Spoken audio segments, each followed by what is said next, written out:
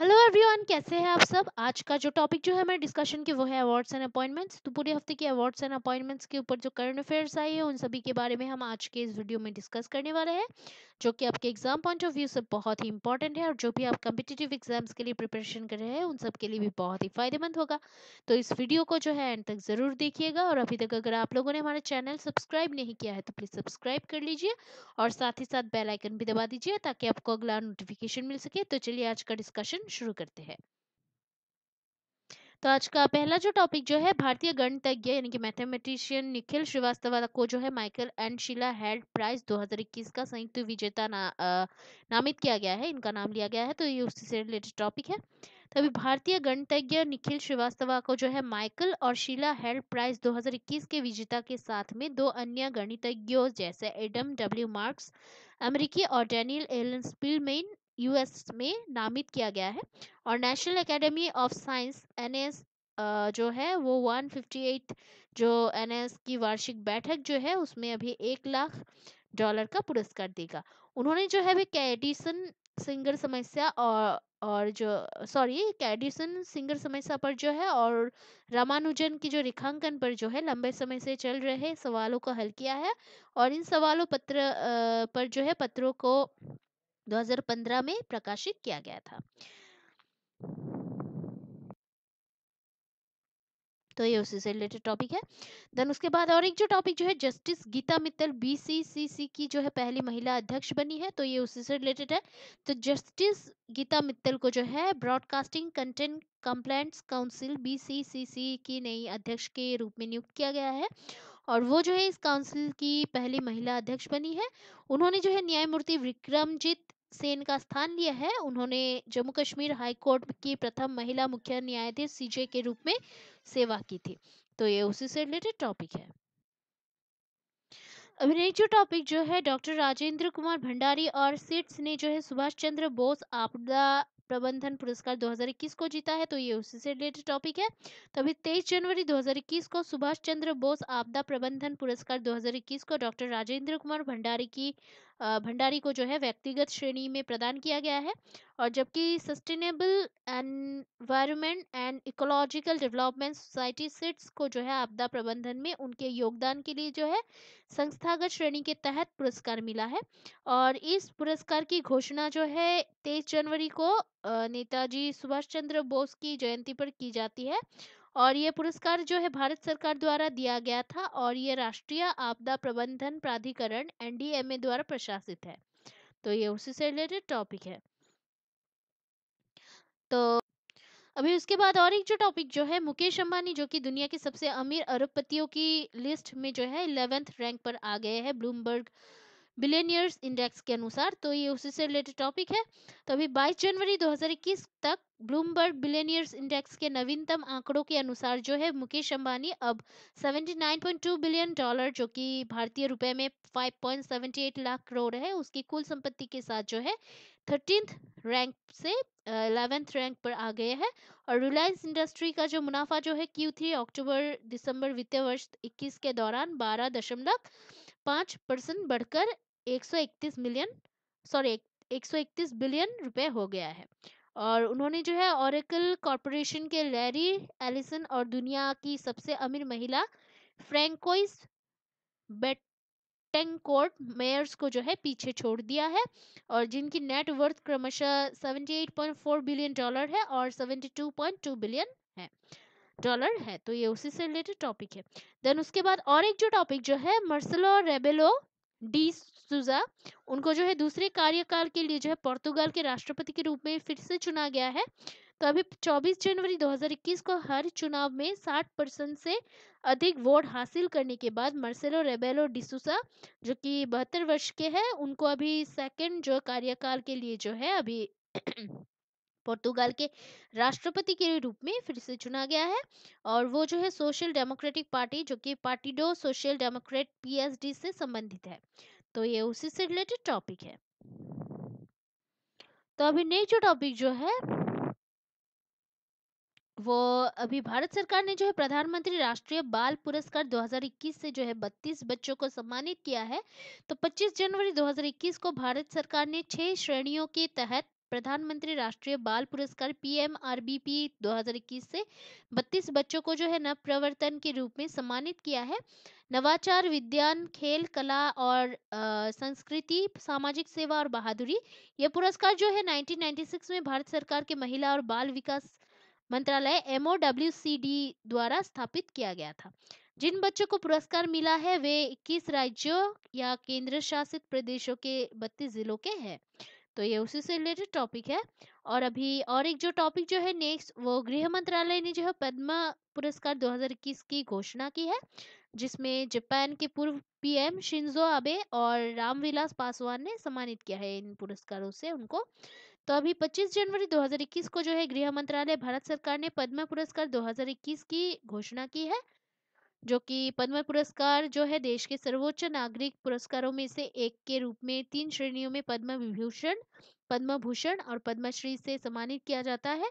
और इस साल जो है यानी कि 2021 जो है 2021 को कुल 119 पद्म पुरस्कारों में एक जोड़ी मामला से सम्मानित किया गया है। और इस वर्ष यानी कि 2021 जो है उसको अभी भारत के राष्ट्रपति रामनाथ कोविंद ने पुरस्कारों को प्रदान करने की स्वीकृति दी है। तो ये उसी से रिलेटेड टॉपिक है। देन अभी नेक्स्ट जो टॉपिक जो है, संयुक्त राष्ट्र ने जो है आर्थिक सामाजिक मामलों के उच्च स्तरीय सलाहकार बोर्ड के द्वितीय कार्यकाल के लिए जो है अर्थशास्त्री यानी कि इकोनॉमिस्ट जयति घोष को जो है नियुक्त किया है। तो ये उसी से रिलेटेड टॉपिक है। तो अभी जयति घोष जो कि 65 इयर्स की है, भारतीय विकास अर्थशास्त्री को आर्थिक और सामाजिक मामलों पर संयुक्त राष्ट्र द्वारा अपने उच्च स्तरीय सलाहकार बोर्ड HLAB2 के दूसरे कार्यकाल के लिए जो है नियुक्त किया गया है। और उन्हें जो है 20 प्रमुख व्यक्तियों के बोर्ड में 2 साल के कार्यकाल के लिए नियुक्त किया गया है, जो कि कोविड-19 काल की दुनिया में वर्तमान और भविष्य की सामाजिक आर्थिक चुनौतियों का जवाब देने के लिए अमेरिकी महासचिव के लिए सिफारिशें प्रदान करेगा। तो ये उसी से रिलेटेड टॉपिक है। देन अभी उसके बाद और एक जो टॉपिक जो है, ग्यूसेप कॉन्टे जो कि इतालवी प्रधानमंत्री ने जो है सीनेट की बहुमत को खोने के बाद इस्तीफा दे दिया है। तो 26 जनवरी 2021 को कोविड-19 महामारी के दौरान खर्च को लेकर हुए विवाद के बाद सीनेट जो कि संसद के ऊपरी सदन है उसमें अभी समग्र बहुमत खोने के बाद जो है इटली के प्रधानमंत्री ग्यूसेप कॉन्टे एक स्वतंत्र तकनीकी तंत्री जो है उन्होंने इस्तीफा दे दिया है। और लिबरल इटालिया वीवा पार्टी के पूर्व प्रधानमंत्री माटेओ रेंजी ने जो मांगों की जो सूची के साथ जो है गठबंधन से बाहर निकाला है। तो ये उससे रिलेटेड टॉपिक है। अभी नेक्स्ट जो टॉपिक जो है, फ्रेंच उपन्यास ली मैरिज डे प्लेसियर का तमिल अनुवाद ने जो है कोलकाता में रोमैन रोलैंड बुक प्राइज 2021 को जीता है। तो ये उसी से रिलेटेड टॉपिक है।